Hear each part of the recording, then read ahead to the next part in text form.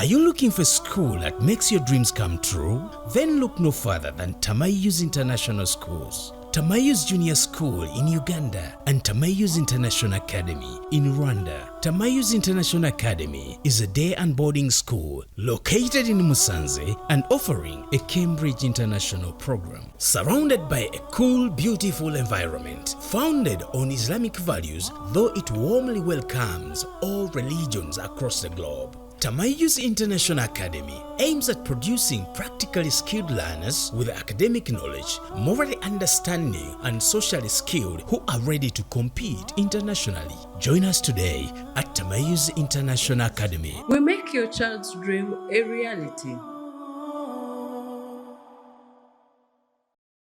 Bismillah walhamdulillah.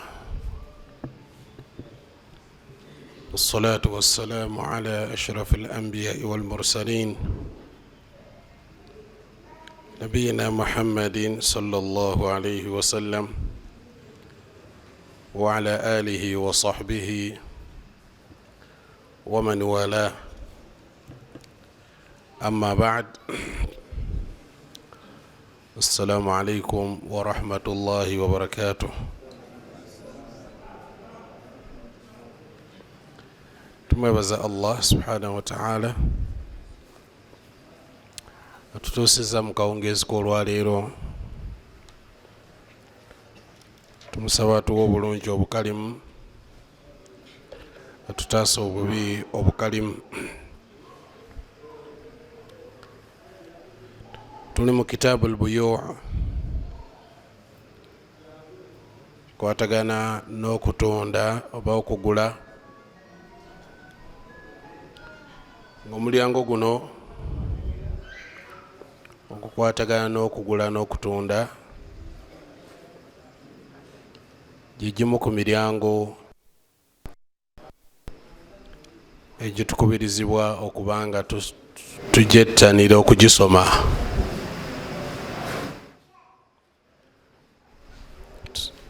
Olw'okusobola okubanga twewala haramu mu bye tukola, okwewala okugwa mu nsobi, nga tuzze tutunuulira adab, empisa ezitukubirizibwa ku muntu atunda wamu n'agula. Osuubira olwayo tujja kukomekkereza baabu eyo mulyango ogwo insha Allah. N'ensonga ey'e14 egamba ku zimu ku nsonga ezitukubirizibwa ku muntu atunda n'agula, naddala atunda, bw'oba oyagala bizinesi yo ekwateyo, fa alayka bil ikthari min as-sadaqa. Omuntu atunda akubirizibwa okwejjamu omuze gw'obukodo, ateekeddwa okuyitiriza ennyo ate okugaba, ateekeddwa okugaba ennyo. Omuntu yenna asuubula akubirizibwa okuyinjiwaza, okusaddaaka. Kiyambako emmaali yo okutukula, naawe gwe kennyini okwetukuza. Bingi ebizibu ebiyingira mu bizinesi zaffe, ebimu nga bijja mu bugenderevu, ebimu bijja mu butali bugenderevu, ng'ekiyinza okuyambako gy'okoma okuyitiriza ennyo as-sadaqa, okusaddaaka mu byokola, kikuyamba okubanga okuuma emmaali yo n'okutukuzibwa kw'emmaali yo. Omubaka sallallahu alaihi wasallam mu hadithi ya Qais ibn Abi Gharza قال خرج علينا رسول الله صلى الله عليه وسلم ونحن نسمى السماسرة فمر بنا رسول الله صلى الله عليه وسلم فسمانا باسم هو أحسن فقال يا معشر التجار إن الشيطان والإثم يحضران البيع فشوبوا بيعكم بالصدقة. وبكى صلى الله عليه وسلم حديثين يا أبي قيس قالوا وبكى صلى الله عليه وسلم ajjawet wali abasuubuzi weyatusanga baali batuyita samasir, abantu nga batukazaako lya samasir babayita simsar, wani waffe ge twakazaako buloka. Simsar yakundu yamanye ebintu ebitundibwa bwe biri n'ebigulwa. Kati ku mulembe gwa Nabbi sallallahu alaihi wasallam abasuubuzi babayitanga simsar. Kati sahaba onagamba nti Nabbi bwe yajja erinnya eryo n'alikyusa, fasammana bismin huwa ahsan, n'atutuuma erinnya nga ddungi. Bwe yatuuka we twali n'atugamba nti ya ma'shara tujjar, abange mu abasuubuzi, yabayita abasuubuzi, ya ma'shara tujjar. Omulimu guno gwe mulimu ogw'okusuubula gulumbibwa ebizibu bibiri: inna shaitana wal ithma yahdurani albay'a. Sitaani n'emisango bitera nnyo okujja mu mulimu gwammwe ogw'okutunda. Shaitan wal ithm, n'emisango birabikira nnyo mu mulimu gwammwe, biba nnyo mu mulimu gwammwe. Naye mbagamba ekigambo kino nti fashubu bai'akum bisadaqa, mutukuze bizinesi zammwe, mutukuze obusuubuzi bwammwe nga muyitiriza nnyo okusaddaaka, muyitirize nnyo asadaqa. Shaitani ejja etya mu bizinesi zaffe? Amakubo mangi agagireeta, ekusendasenda n'oguza munno ekitali kituufu, naye nga okimanyi kyemubuguze si kituufu, n'okimusiba yamanya n'alabira eyo. Ani akusenzesenza okukola ekikola ekityo? Shaitan. Eba nnyo mu basuubuzi ebatambuliramu nnyo. Tobola mu hadithi endala yagamba sallallahu alaihi wasallam, ya ma'shara tujjar, ya ma'shara tujjar, yali mu masjid, mwabasuubuzi, mwabasuubuzi, yabayita emirundi esatu, bonna ensingo ne bakola ki? Byomu n'asitula ensingo ye atugamba ki? Waliwo akayingiddewo, tomanya ba waliwo ekipya, olwo emaali eyingiddewo, kubanga bolo erimu libategeera.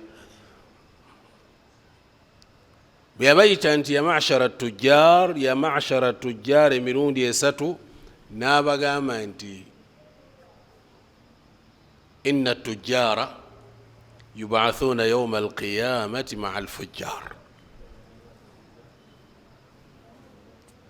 Abasuubuzi bagenda kuzuukira yawma alqiyama fujjaran, nga baki? Nga bononefu. Oba bagenda kuzuukira n'aboononefu? Bakuzuukira nga boononefu.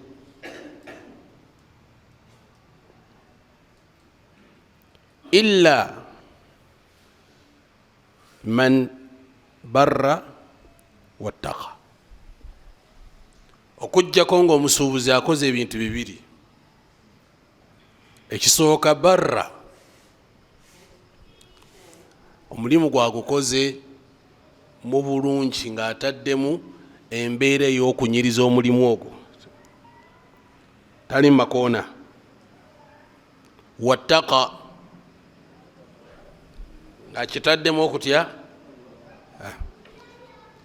Kujjako ng'omusuubuzi yeeyisiza mu neeyisa ey'obusiraamu n'agoberezaako okutya Allah subhanahu wa ta'ala, oyo gwe nsuubira atajja kuzuukira nga fajir mwononefu. N'ennamba esinga obunene ey'abasuubuzi bagenda kujja yawma alqiyama fujjara, nga boonoonyi boononefu. Musuubuzi yatatya kulimba. Okulimba kyo takitya.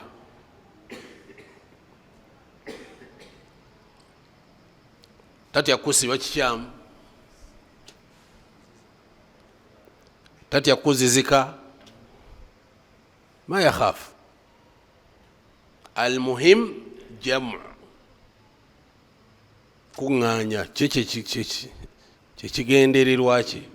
Nze wano ndiwo kuŋŋaanya ssente, oba zizze zitya oba zitya, ekikulu nnoonya ssente wansi w'enjuba eno. Kibulaba nti omubaka Muhammad sallallahu alaihi wasallam nga nti abasuubuzi mmwe mwitirizenga nnyo okusaddaaka mu maali yammwe. Wano sadaka eyogerwako sadaka amma, saddaaka eno yaki eyawamu eya bulijjo. Naye waliwo ey'etteeka bagiyita zaka. Zaka naye etukuza emmaali, kitegerekeka. Zaka etukuza emmaali, naye omuntu yenna ng'olina bizinensi yo nga wassaamu omugabo gw'abantu abeetaavu, bizinensi eyo Allah agissaamu baraka. Lwakuba nti bwe twogera ku sadaka, abasinga obungi ayogera alowooza nti bagenda kukwata emaali eyo neekole ki. Sadaka kizaako si 100, 5. Lwakuba tetutera kulaba ku maduuka g'Abaganda baffe abo abayindi, Pakistan baki,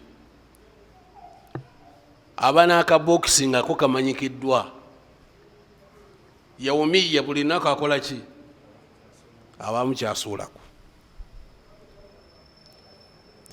Era abeetaavu bamanyi olunaku lwe bajja ku dduuka lye, bwe luba terunnatuuka teri alinnyawo, bamanyi nti olwokuna lwe batukwasa akaffe. Era basimbaawo mu bungi,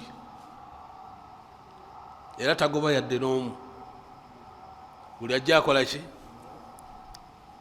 gwawadde 5, gwawadde 10, gwawadde mmeka. Tebagaba nnyo nnyingi nnyo ziri awo 10, ne batambula ne bagenda. Abo abantu abo abalabibwa mu mbeera efaanana bwetyo be bagaa nti barakallahu fik. Abategeeza ki? Naam, Allah akuwa omukisa. Lwaki taagukuwe ng'akusabidde?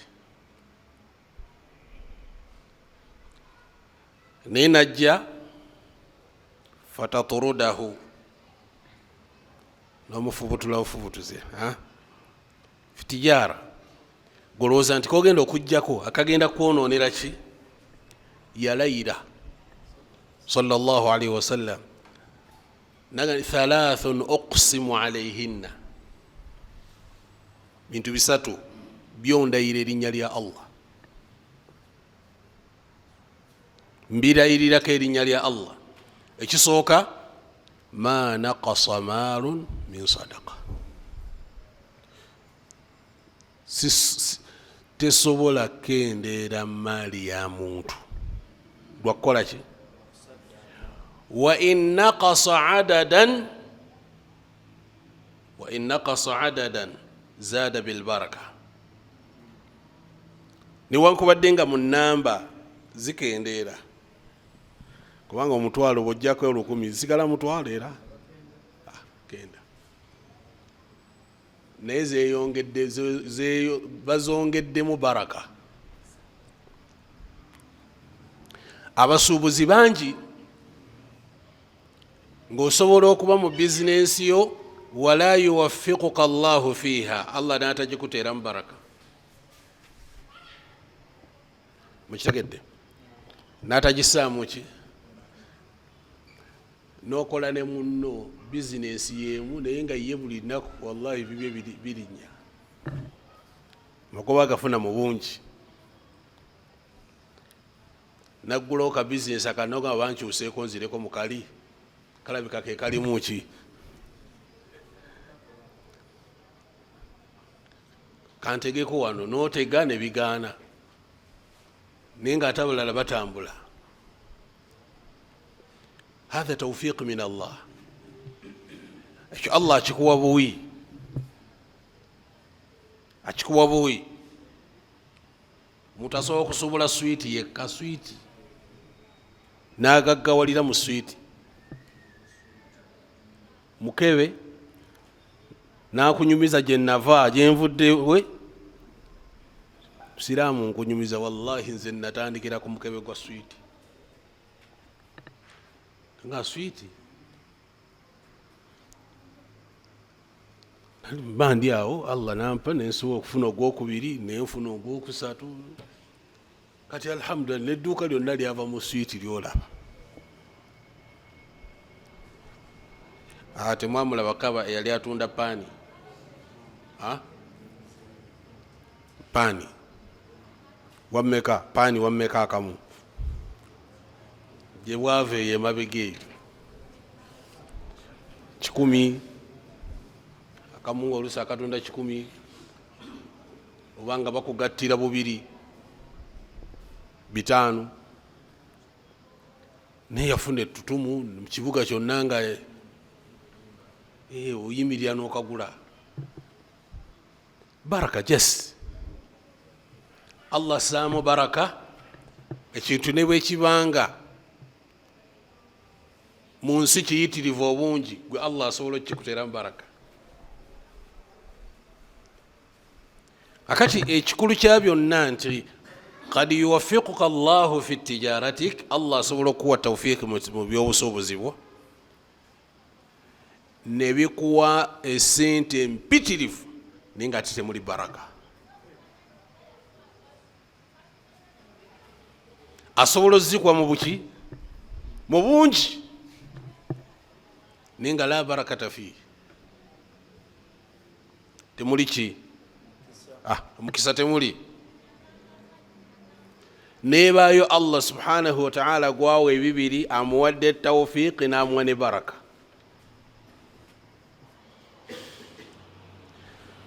Ati bw'oba oyagala Allah akuwe tawfiq ne baraka khasata fi tijara ittabi' goberera adab empisa ezasomesebwa Nabbi sallallahu alaihi wasallam.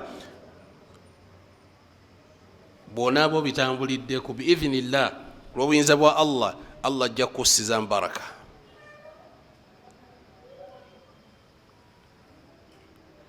Ebisinga twabyogerako emabega sinza biddamu kati. Twabyogera emabega bingi omuli at-tabkir keera ku makya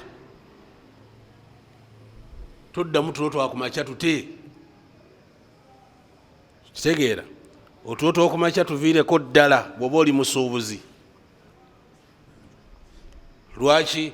Waliwo edduwa nabbi gye yasaba, Allahumma barik li ummati fi bukuriha, buli yenna akeera wa umma yange musize nga mubaraka. Baraka ani asabye? Baraka, nabbi akusabidde baraka sallallahu alaihi wasallam. Nabwe kityo obusuubuzi bwonna bwonna bwonna bwetaaga kintu bakiyita albaraka, bakiyita mukisa, kyetaaga baraka, mukisa.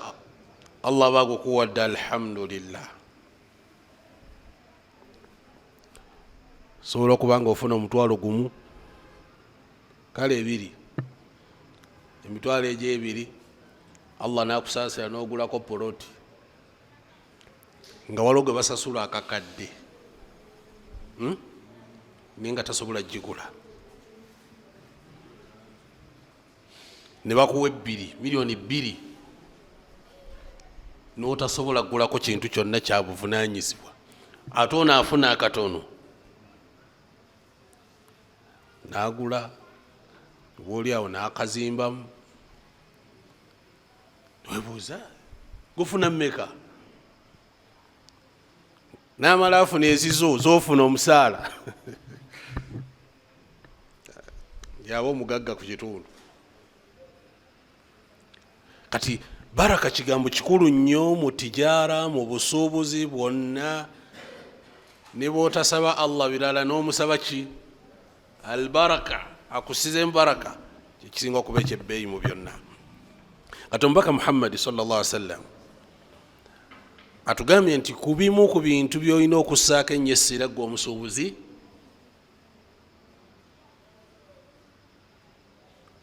obusuubuzi bwamuyitirizengamu okusaddaaka. Fashubu bayakum bisadaka, obusuubuzi bwamwe obutabulengamu ne kasaddaaka kasengamu. Tekigaana kwata yaumiya, buli lunaku singi mmeka, ne bwe biba siringi ebi gwe kyeseeko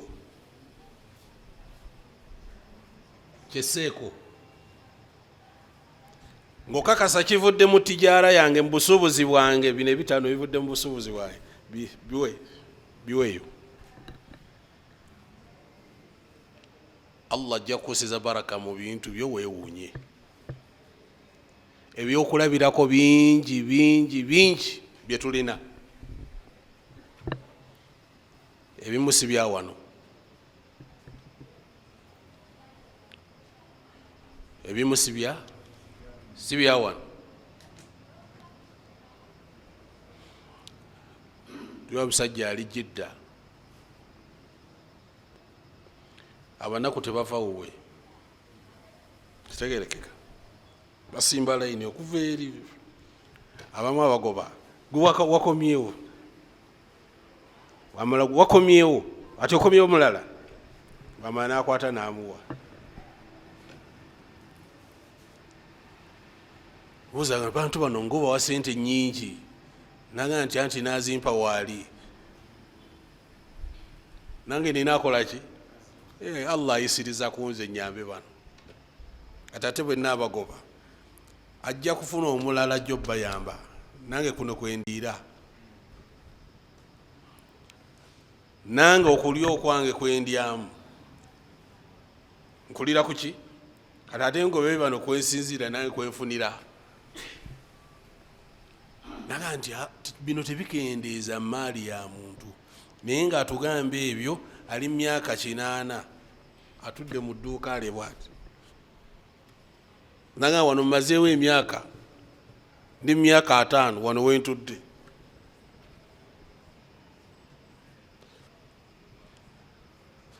Afuna ayi kino kirabira nnyo ku baganda baffe Abapakistani, bakikozesa nnyo nnyo. Pakistan buli lwakuna ddo lumanyikiddwa mu nsi yonna. Pakistan lwabaki beetaavu, batambula dduuka ku dduuka, ne gavumenti yalubawa ajja ku dduuka, tayogera naawe bingi, kwata ekinusu muwe agende, kwata ekinusu n'amuwa n'agenda, kwata ekinusu n'amuwa n'agenda. Naye wallahi edduuka eryo olisanga nga oyo alirimu jjajja nga wa 6, bonna abaana n'abazzukulu balya kuki bali kweri edduuka, era beevuma nnyo okubanga omuzadde toyinaawo kantu kobategekedde mwe bajja ssente. Agaffe kitaffe yatukola bubi nnyo, ate tebavuma taata, bavuma jjajja. Eri buli dduuka liba lyaki, lya famire. Gwolijjamu kyolijjeemu, n'omwana mulala najjamu, bonna awo. Era kizibu okusanga omwana nti abbye taata we, ntabbye taata we. Bino ebyewaffe wano, omwana owakusuula,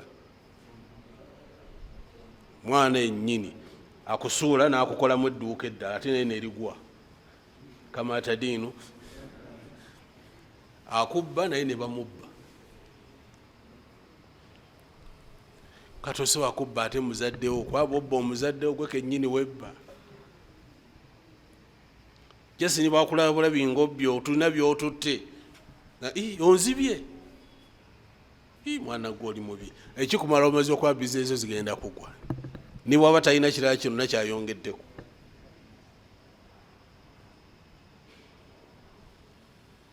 Kati ekigambo ekikulu ennyo mu busuubuzi kyetateekeddwa gayalirira nnyo, akagambo ako kakulu nnyo, as-sadaqa.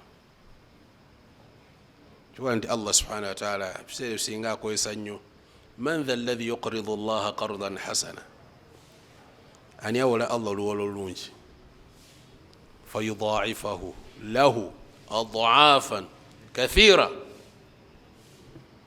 Gwe mpola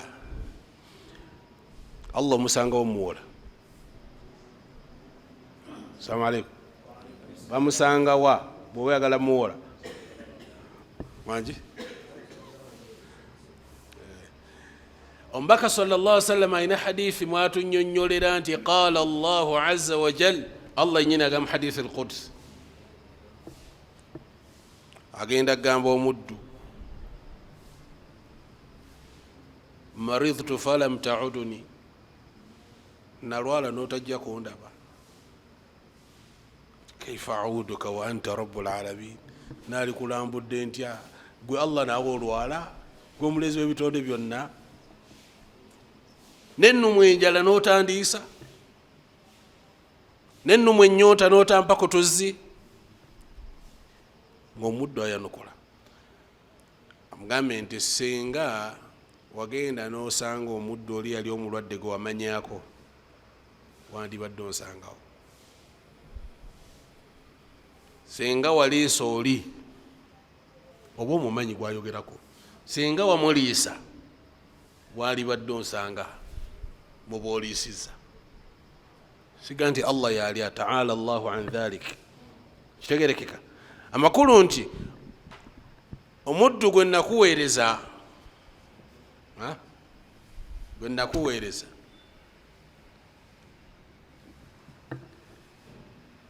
wali olina omuyamba, wali olina okukola ki? Omuyamba, tewamuyamba. Ate kiri kyagambye nti ani awola Allah oluwolo olungi, abatayina kutegeera bo balowooza mbu Allah mwavu naye ayagala okukola ki? Ng'Abayudaaya bwe bakyogeranga, bagamba inna Allaha faqirun, tufu Allah mwavu, olaba twewola nako. Inna Allaha faqirun wa nahnu aghniya, tuli bagagga olaba atwewolako sanaktubu ma qaalu tujja kuwandiika bye mwogera ebyogera bijja kuwandiikibwa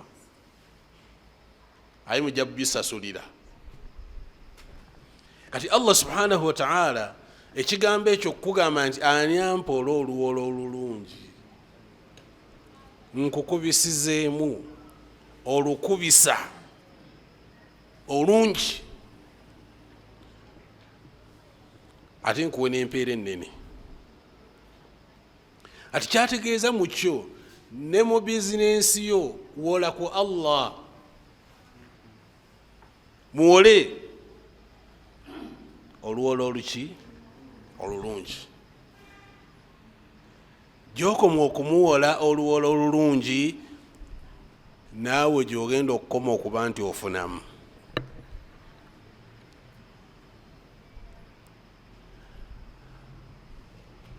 omubaka sallallahu alaihi wasallam akitugambye byemusuubula fashubu bai'akum bisadaqa kyobulaba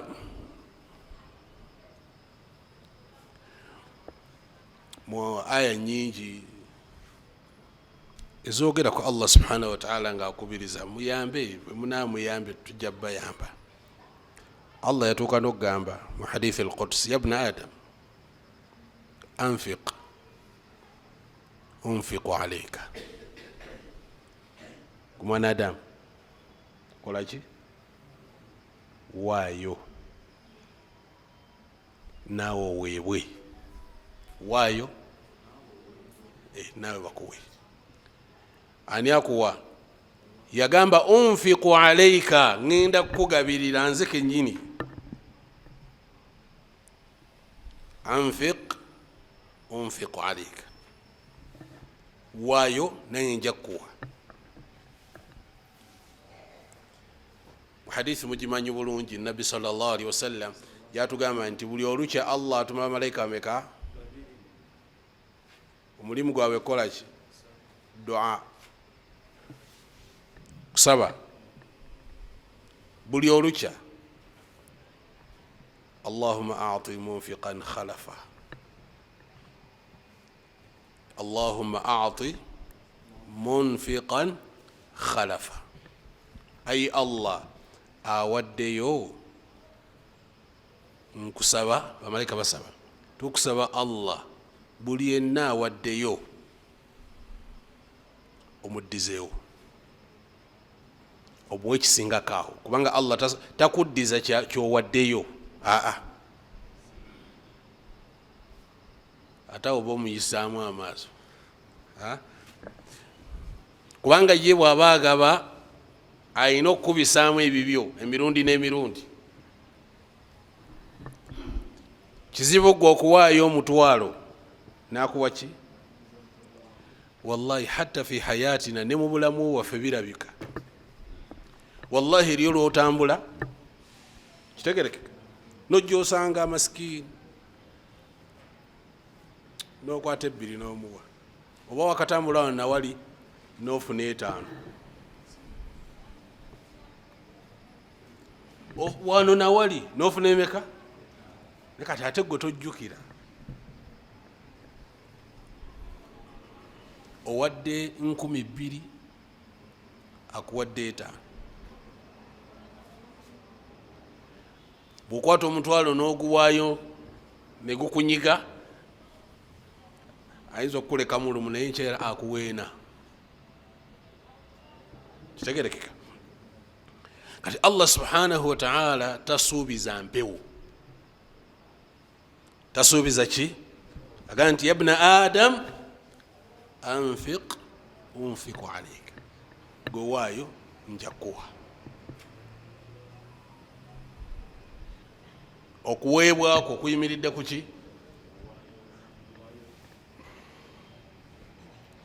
kati gyokoma okukola sadaqat mu bizinesi mu busuubuzi kiyamba nnyo bizinesi yo Allah okubanga agissa baraka okubanga ekuumibwa ate mukuuma Allah asobola ogikuuma n'abazzukulu n'abazzukulu n'abazzukulu ne bagisanga. Mujjukira omuddu Allah gwatunyumizaako mu Qur'an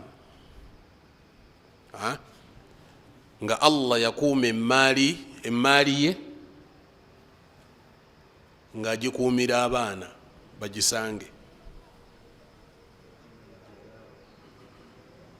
Allah akuuma emmaali ey'abaana, akuuma emmaali y'omuddu. Kitegerekeka abaana bakole ki? Surat al-Kahfi musobola okusoma ebyago nti naye Allah atugamba nti wakaana abuhuma saliha fa arada rabbuka an yablugha ashuddahuma wa yastakhrija kanzahum. Asembyayo ki? Rahmatan min rabbika. Allah subhanahu wa ta'ala gamba nti emmaali eno okukuumibwa kwayo, kisooka twagikuuma lwa taata, yali musajja mulongoofu. Mu bulongoofu bwe kitegeeza n'emmaali eyo yali amanyi omugabo ogulina okuvaamu guyamba abalala. Yali musajja mulongoofu. Fa arada rabbuka an yablugha, ekizimbe ekyo kitereeza. Allah yayagala abaana bano ekizimbe basooke bakitereeze. Laba jjajja Musa najja aleeta Khidr, ne bazimba ki? Ne bazimba ekisenge bulungi nnyo, ne kiggwa. Musa agamba nga tukoze nnyo, tukooye batuweeyo kantu. Nga Musa twateesezza byenkola tombuuza. Kitegereka twaako byombuuza. Era Musa bamugoba mu kiraasi, yafundikira bamugobye mu ssomero. Ekyamugobya ki? Kubuuza ne sabulu yali ntono. Era yamugamba nti dhalika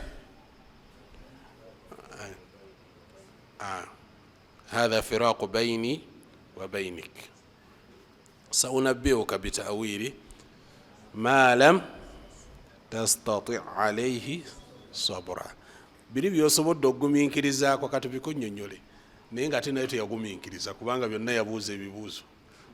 Kibala Nabi sallallahu alaihi wasallam nti rahima Allahu akhi Musa, Allah saasire muganda wange Musa, law sabara, singa yagumiikiriza emboozi nekumikiriza.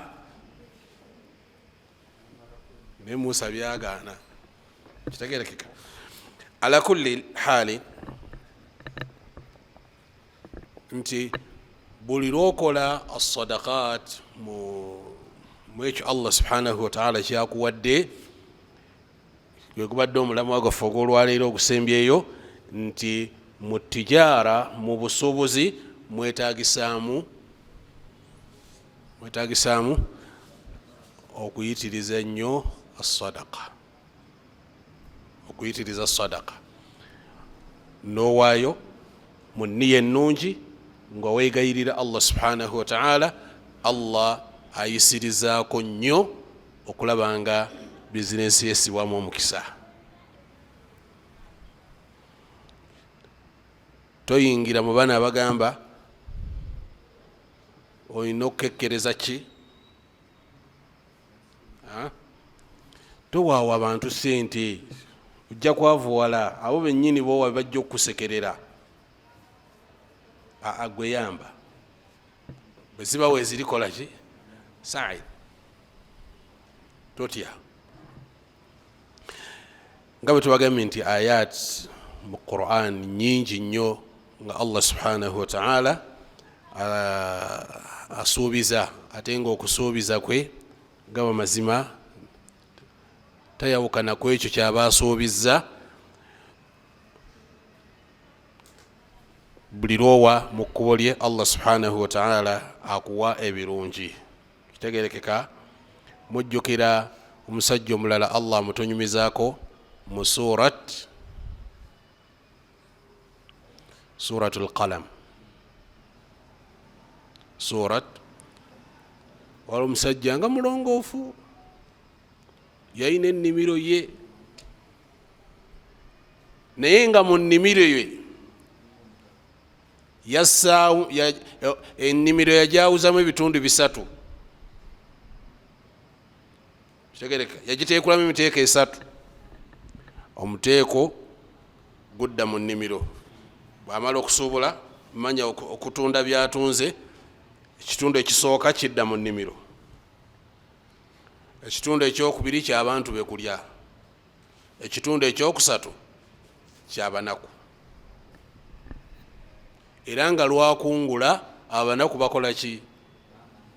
olunaku balumanyi, bajja buli omu namuwa wotameroni. kanjogere ku lulimi lututegeera. kwata wotameroni naawe nazigaba. kati bwamala okufa musajja mukulu buli mwaka nga akungula mu buyitirivu, bwamala okufa abaddawo baga nti taata akola isiraafu.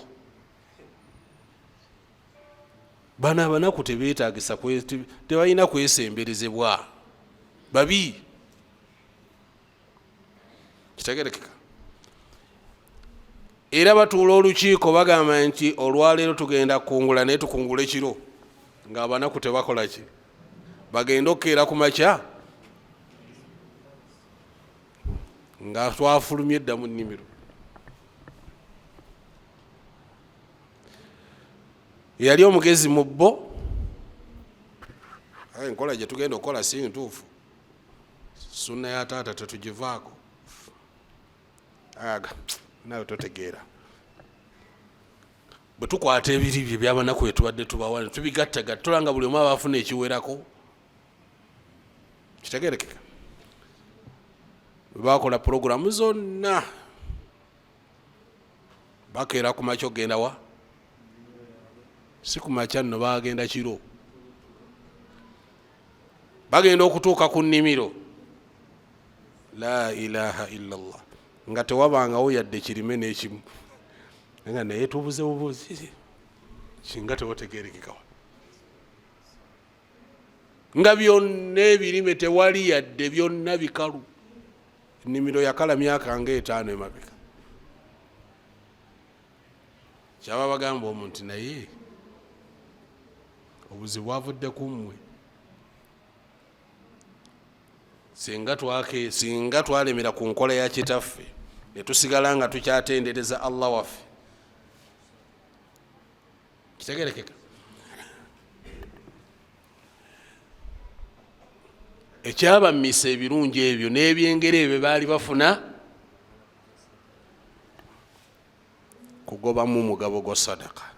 kati sadaka kikulu nnyo mu bizinesi, mu bulimi, muki byonna byetagisaamu as-sadaka.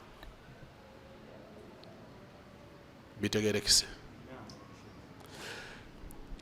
insha allahu taala ku mulundi ogunaddako tujja kuba twongera okutunuulira ku shurut al-aqd,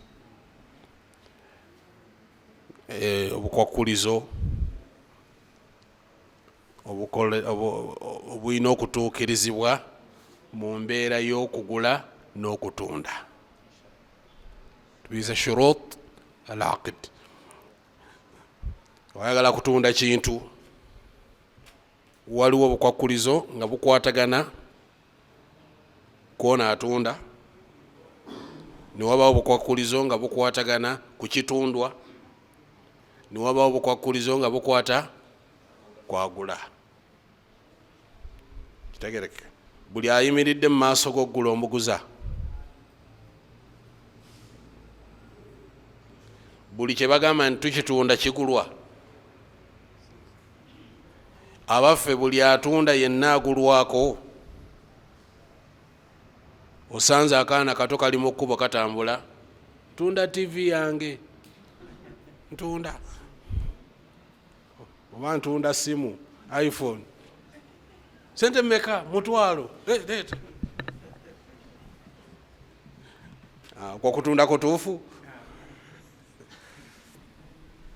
Kati waliwo obukwakulizo kwatunda alina kubanga afaanana atya, si buli muntu yenna nti atunda ekintu kyagulwako.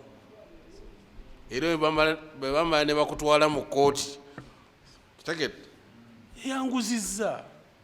Ani yaguzizza? Baleeta wa myaka 4 5. Balabira ddala nga gwaguze naawe weetaaga kutwala kujjanjaba. N'olwensonga eyo insha allahu taala tujja kutunuulira shurut al aqid, obukwakulizo obukwatagana ku muntu agula, atunda, agula n'ekigulwa insha allahu taala. Era ebintu ebyo nga bwe tubyogedde kwe kusinziirwa okugamba nti kino kiri haramu okukigula, kino tekikkirizibwa kukigula. Lwaki? Obukwakulizo obwo bwe tulina okutunuulira insha allahu taala. Ne wabaawo okutunda kwe tujja okulaba insha allah nga toyogera na muntu, oyogera na kyuma, kokugula okwo kulamula kutya? Mwali mukulabyeko? Toyogera na muntu gojja buzzi, kyuma kyoyogera nakyo mpa bya 15,000 nga weeyongerayo, okwo okugula kulamula kutya? Mubitegedde? Kati ebyo byonna byonna biyingira mu kugula. Kitegereka ebyo zezimu ku ntunda kati empya oba oliawo eziriwo kati olwaleero tujja kubanga insha allahu taala byonna twongera okubitunuulira. Tusaba allah atusse mu baddu be abawuliriza abagobera ekyo ekisinga okuba ekirungi.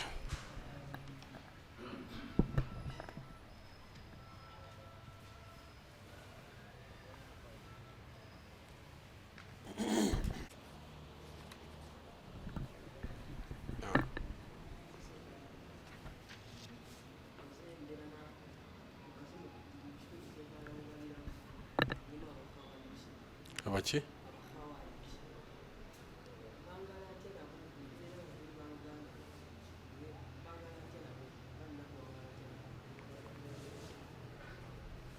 Abakhariji be baki? Bo bategeera oti wangi obadde omanyi si basiraamu?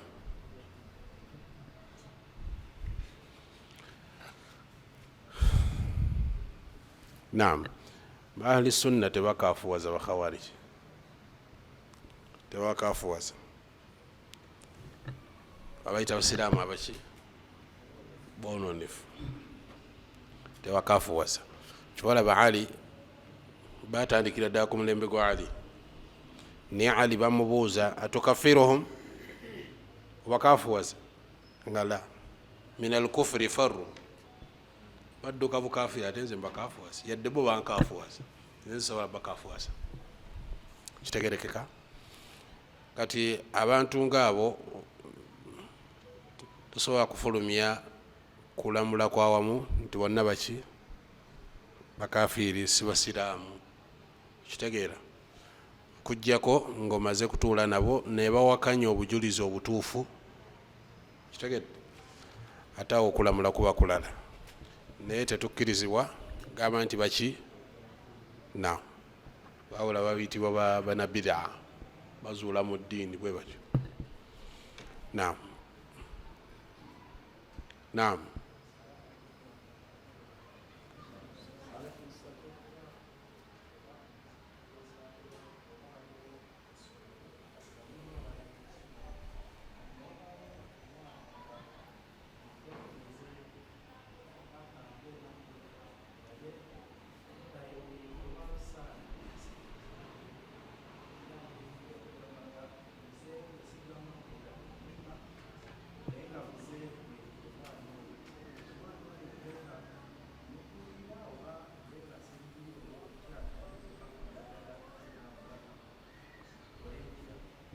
Ng'akola atya?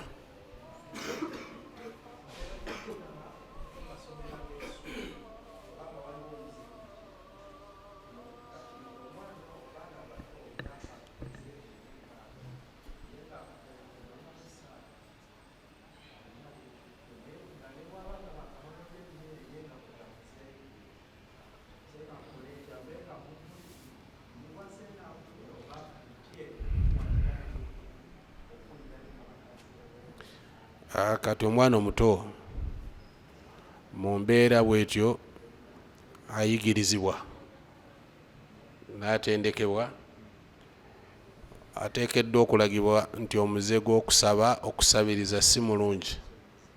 Kitegedde alina okuba nti ayigirizibwa.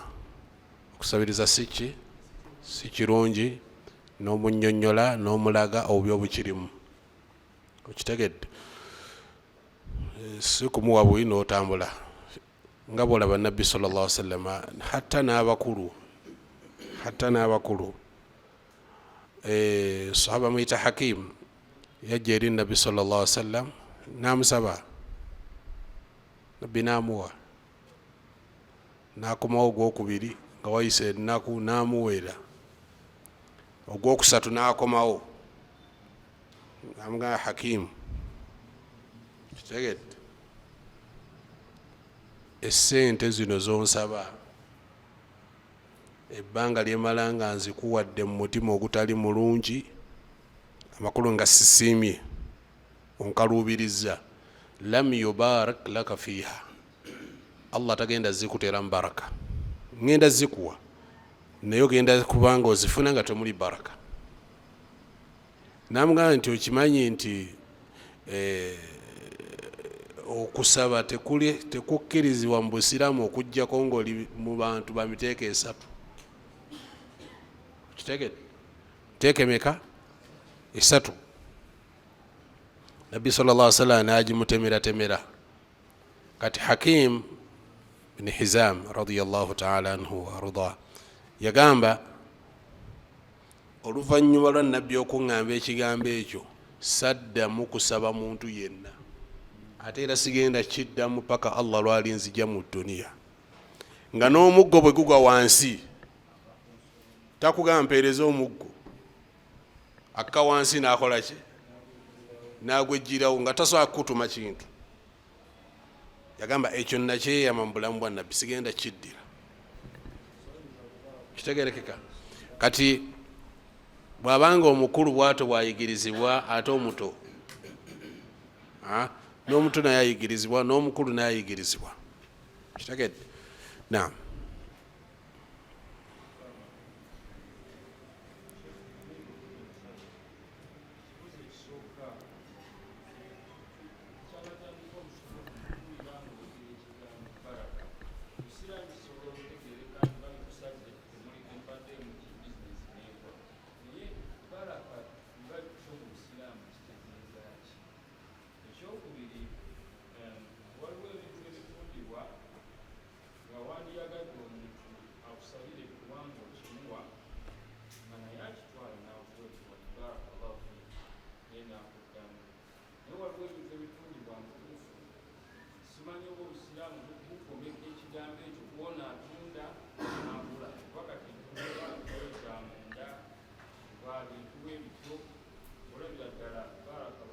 Nga tekola.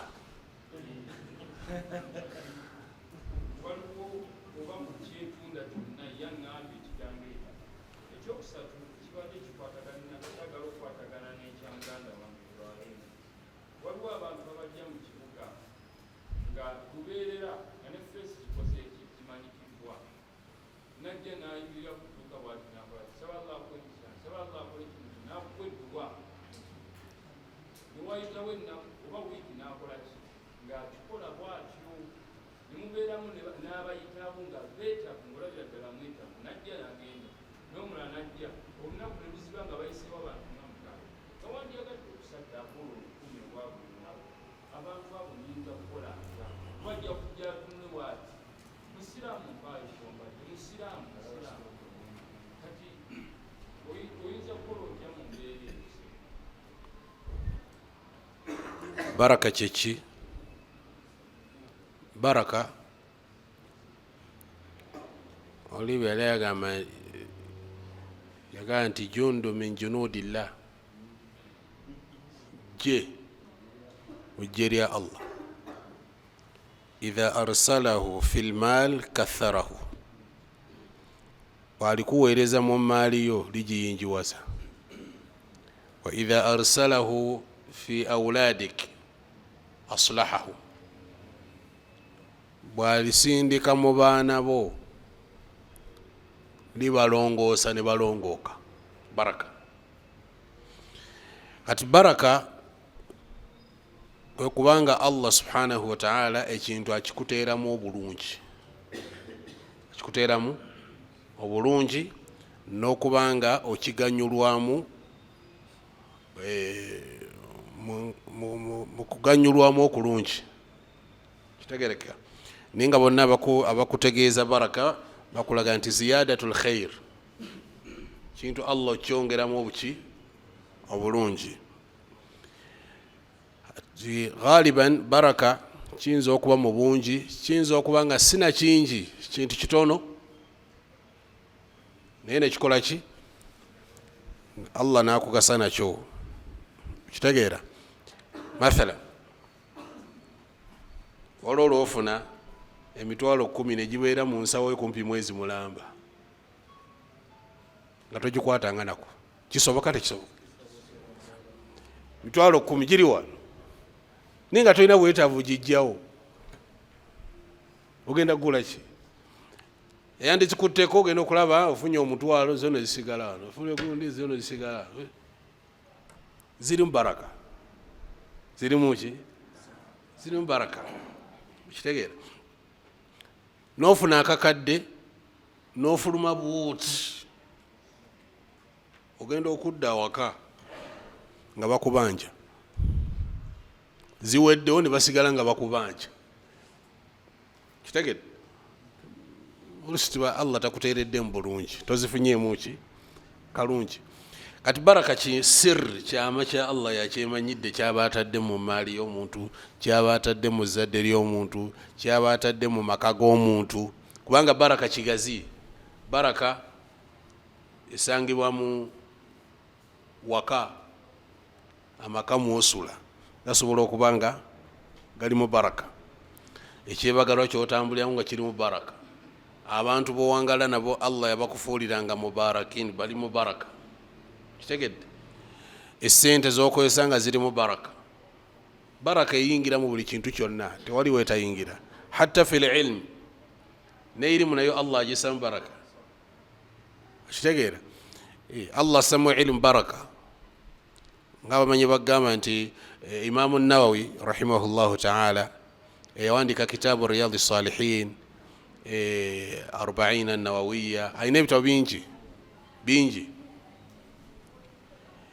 Amanyi bonna baga nti oyo Allah yamusiza baraka mu ilimu ye. Okitegeera ebitabo byo bimanyibwa omuto n'omukulu. Yenna atandika okuyonka ilimu atandikira ku bitabo byo. Riyadhi Salihin ogina 40 Nawawiya, kyokka bawandika 40 bayitirivu neera boogera 40 Nawawiya. Riyadhi Salihin yani ya Nawawi.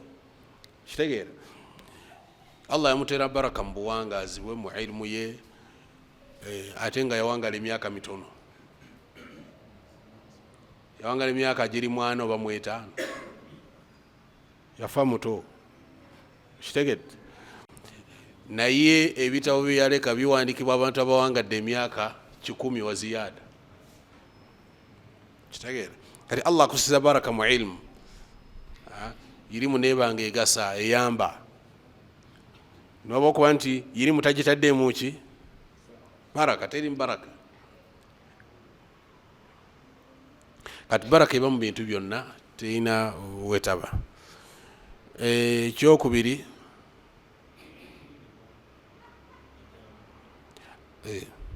ekintu kyonna kasa kibanga kitundibwa, kyonna kasa kibanga kiri halali kitunda, kyekigaana okusabira munna Allah mutere mu baraka ne bwe kaba kagoye ka munda. Kitegedde nako saba Allah kamuteremu ki Allah akusize baraka. Barakallahu fik. Tekina mutawaana ekyo kujjako nga otunda haramu, otunda khamur, otunda mwenge, togamba barakallahu fika. Oba otunda ebiri haramu eyo tosaako, namme ebiri halal. Naam.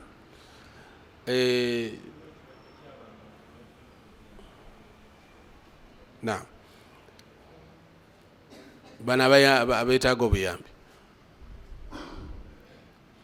tekigaana kuba nti oyo golaba ajja okusaba edduwa abagendanga ku maduuka g'abantu nze kusabirako aye edduwa tegenderaawo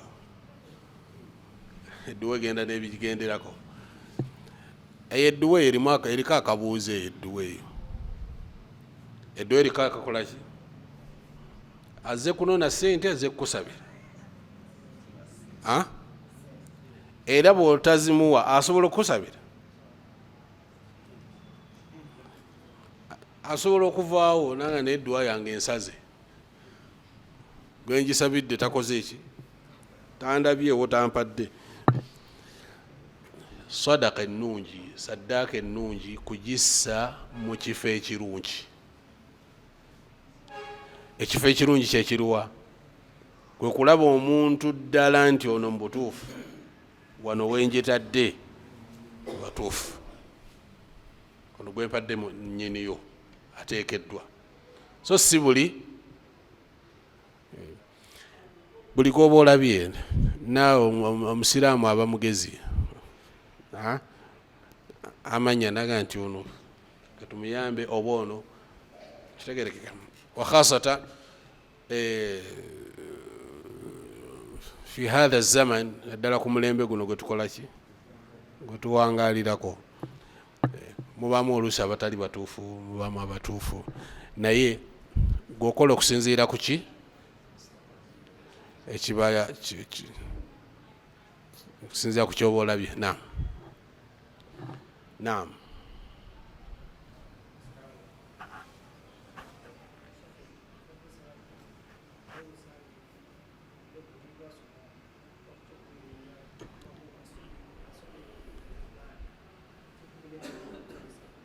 wangi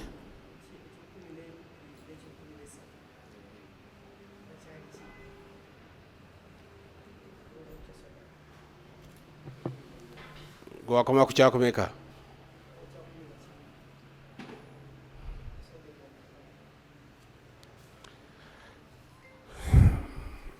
الصدق والأمانة bana babijjukira katugenda kuwa omwaka onoonya abaaliwo abaaliwo bakole ki babikuwe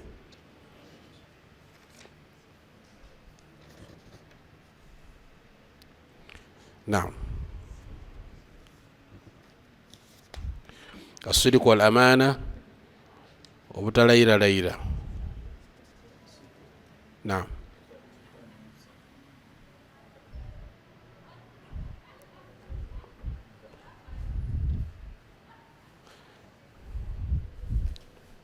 naam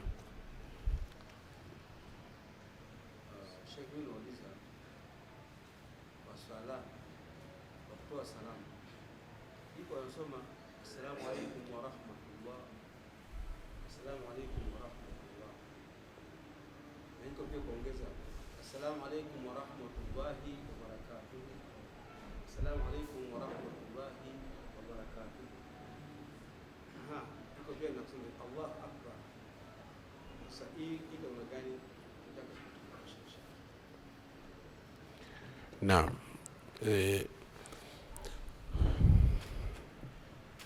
bwetwatoola salaamu mu swala bwetwatoola salaamu mu swala tukkirizibwa okugamba assalaamu alaikum warahmatullah assalaamu alaikum warahmatullah oba assalaamu alaikum warahmatullahi wabarakatuh ne barakatu sitera nnyo kulaba bujulizi bwakyo nnyo kitegerekeka kisinga okuba ekikolerwako kyekyegikomyawo assalamu alaikum warahmatullah assalamu alaikum warahmatullah kitegedde amma التكبير oluvannyuma lwa salaamu assalaamu alaikum warahmatullah assalaamu alaikum warahmatullah allahu akbar التكبير mubashara kiriko ebigambo bingi ebyabamanyi, kiriko ebigambo bingi wakati w'abamanyi, naye oba oliawo ekisingako istighfar, kuleeta ki istighfar emirundi 3 kyekiri ki kyekiri awula naam istighfar bw'otoola assalamu alaikum warahmatullah, assalamu alaikum warahmatullah, astaghfirullah astaghfirullah astaghfirullah emirundi 3 nozzaako allahumma anta assalam wa minka assalam. Ebyo bimanyikiddwa lwakuba akagundi kaffe simanyi bakalazeewo wanje agidirisa ogenda kukazaawo babadde balongosaawo. Kakati byonna ebigundisa adhikaari zonna ezoogerwa baada sola oluvanyuma lw'essola tebassaako takbiira, tebassaako takbiira, wabula bagamba nti olumala bwe yamalanga salaamu ng'aleeta ki istighfar.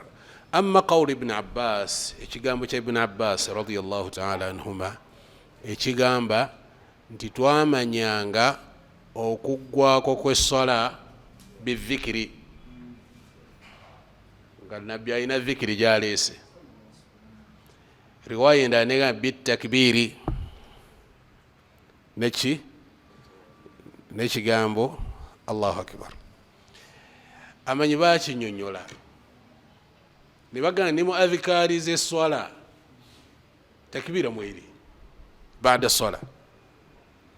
Katayinza okubanga yawulira takbira kubanga nabbi sallallahu alaihi wasallam yagamba nti kyonna kyoba osoosezza ku bigambo ebyo bye tukozesa oluvannyuma lw'eswala la yadhurruka bi ayyihinna bada'at, tekina kye kikkosa. Otandise na subhanallah, otandise allahu akbar, otandise na alhamdulillah, kyonna kyoba osoosezza twali buzibu kitegerekeka. Kakati bwoli wabanga atodde salaam n'aleeta ki astaghfirullah astaghfirullah astaghfirullah allahumma anta assalam minka assalam tabarakta ya dha aljalali wal ikram allahu akbar allahu akbar allahu akbar. Kitegerekeka eyo tawuji abamanyamu bwe bakitambuza nti yamanyanga na takbiira eyo ng'ejjidde mu mbeera y'ebiro ebigambo ebyogerwa mirundi emeka 33. Kitegerekeka. Wayabqa takbir, takbiri nebanga esigalawo singa tuba twerabidde imaamu yeerabidde mu swala. Wamukitegedde ebiseera ebisinga waliwo oli okuleeta takbiira ate abali emabega ne bagenda mu sujuudu nga bamanyi imaamu akoze eki oba yeerabidde. Kitegereka. Ala kulli haal tugamba nti zonna ntegeera z'abamanyi, kwonna kunnyonnyola kw'abamanyi, naye bwe tudda mu fataawa ez'abamanyi baayogera ku nsonga eyo ya takbiira ebaawo oluvannyuma lwaki lwassalaamu. Bannyonnyola ekigambo kya ibn Abbas. Kitegereka. Wallahu ta'ala a'lam, Allah asinga okumanya. Naam. Kati ekitaliimu shakka, ekitaliimu kubuusabuusa istighfar, leeta istighfar. Naam.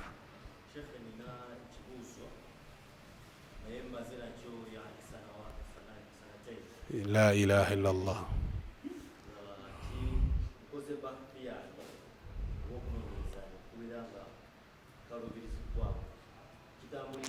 Kati nze nja kinoonyeza myaka 3 bahth.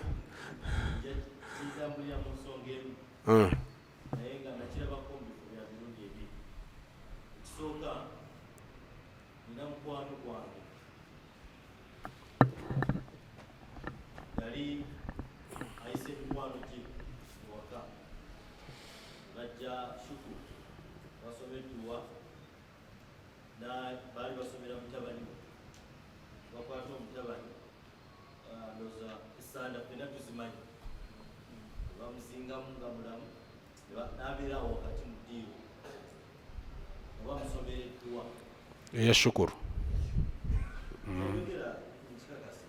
teri akuwakanya na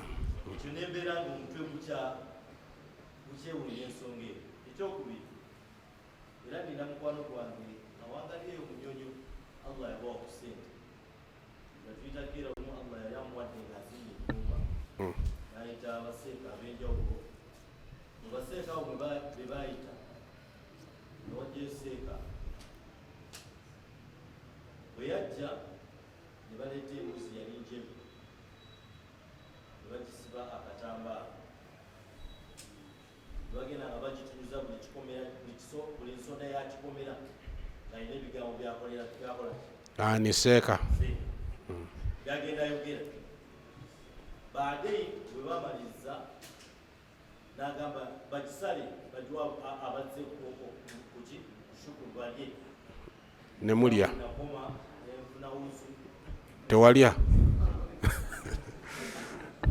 nesigala ebintu ebyo bibiri hatta nga bikyaganya omutwe kiramula kiti ensonga ezi kiramula zitya. ekizibu ekisooka okakasiza nti abakikola baseeka naye nbuusabuusa okubanga baseeka mundabika baseeka ab'endabika bangi be baba ng'endabika yeseeka aslan ebyo ebikolwa bya kirogo bya kishiriku kitegerekeka tewaliwo shukuru yonna kwebaza Allah omwana n'omusa mu ngoye yali aqiiqa kyali ki bebaza ki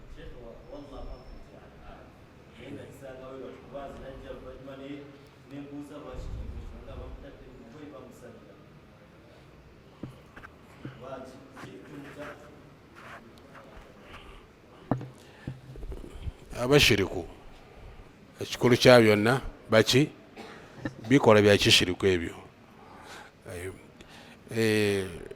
Ekyokubiri waliwo abantu abamu abeeyita baseeka nga omugagga omugyamu akasente akawera olina muyiiya nnyo okitegedde obissaamu sayansi mungi yogojja okusanga nti yasoma dduwa nassa kamulali ne tukaaba amaziga ne tuyiga amaziga ne bakolola edduwa eyiseemu edduwa yabadde enkambo ya kamulali okitegedde kakati nga yamanyi nti omuntu ono muyiiya okumugyamu akawera tukole ekyo mwebali abo olwo gwe mmanyi agamba omugagga tosoma dduwa ya dakiika 3 abaana tajja kuwa sente otandikira mu ssaawa ezi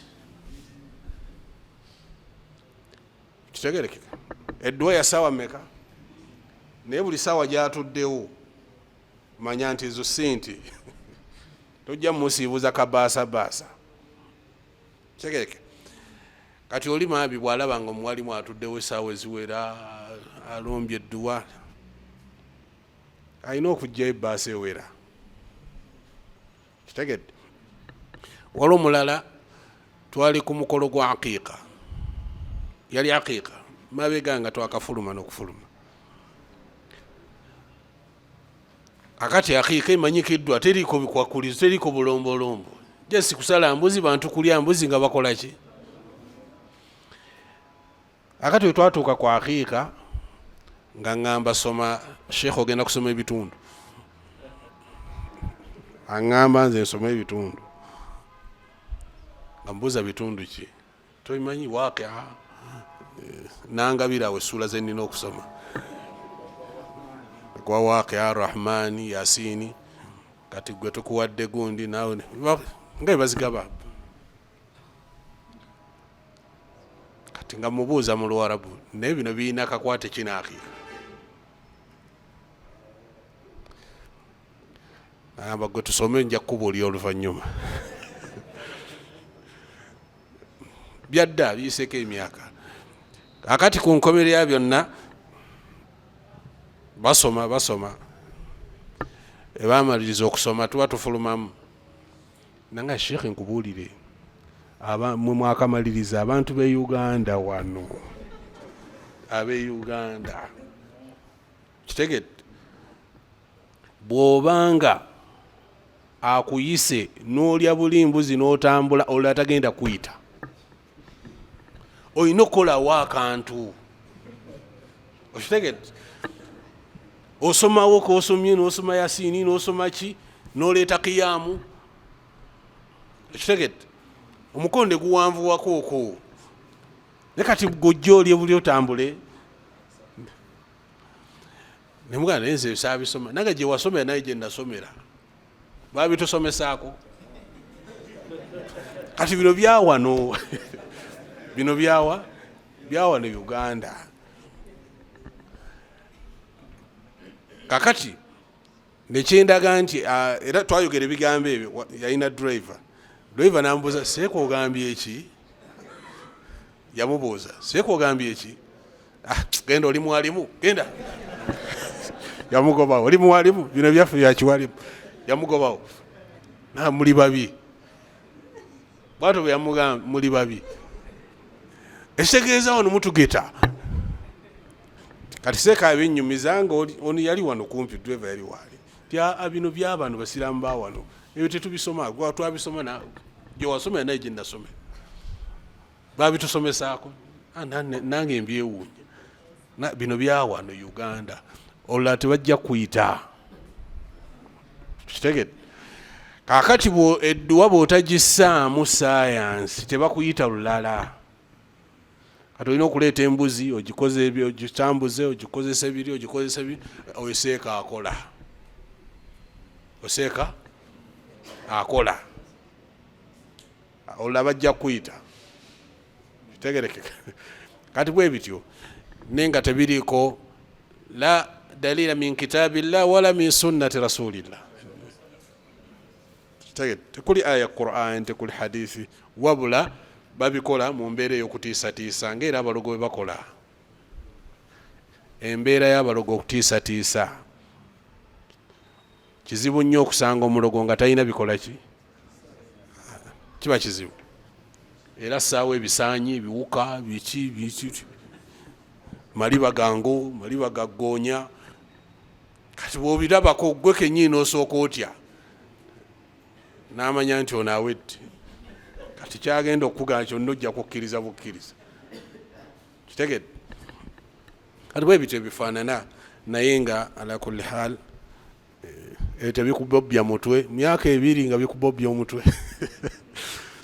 Barakallahu fikum wa jazakumullahu khair. Saba Allah tuseme baddu be abawuliriza abagobera ekyo kisinga okuba ekirungi. Tusaba Allah twongere okumanya atuwe n'okutegeera atuwe okussa mu nkola by'abatuyigiriza. Saba Allah tussize omukisa mu mirimu gyaffe, atussize omukisa mu maka gaffe, atussize omukisa mu zadde lyaffe. Tusaba Allah subhanahu wa ta'ala benga atumalira mu bulamu bwaffe bwonna. إنه ولي ذلك والقادر عليه وصلى الله على نبينا محمد وعلى آله وصحبه والحمد لله. Welcome to Tamai's International Schools. Tamai's Junior School in Uganda has opened another branch in Rwanda called Tamai's International Academy, a day and boarding secondary school located in Musanze, offering a Cambridge International program. Located in a beautiful, cool environment founded on Islamic values, though it warmly welcomes all religions across the globe. Tamai's International Academy aims at producing practical skilled learners with academic knowledge, morally understanding, and socially skilled who are ready to compete internationally. Join us at Tamai's International Academy. We make your child's dream a reality.